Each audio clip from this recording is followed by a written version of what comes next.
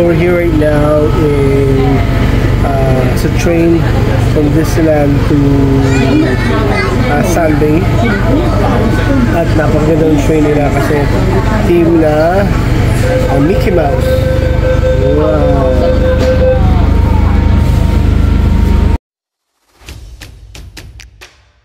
Maganda yung bus na ito, itong train na ito kasi parang mag-feel mo pa rin na talagang nasa Disneyland ka kasi nga ay naka-team siya Mickey Mouse. Ang maganda nga dito ay naka-team yung train nila at hindi rin naman gano'n siksikan.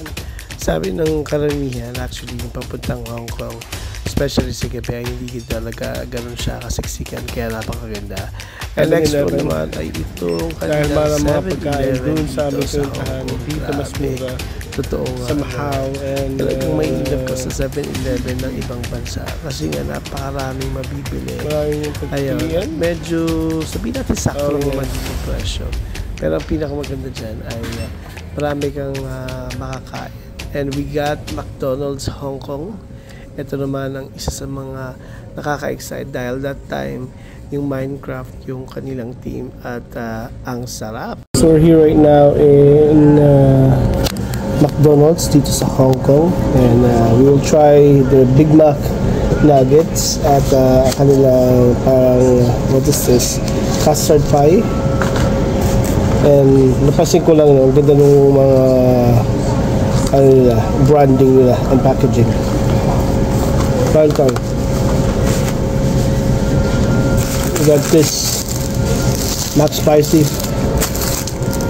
We're trying to find yung isang lugar na kung saan pwede kaming kumain ng street food pero hindi namin mahanap.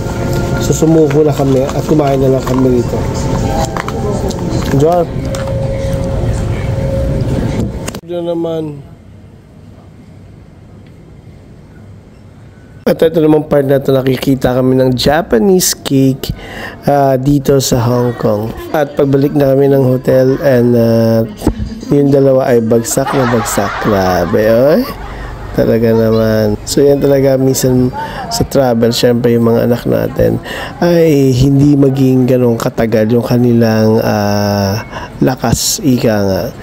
That's why kung may stroller ka here in Hong Kong, maganda kasi meron silang parang family friendly na madaling dalhin yung stroller at may space talaga for family. And yes, malapit na kami sa aming hotel and eto na, oh yes. After long na paglalakbay, syempre ang pinakamasarap ay umuwi. Bye!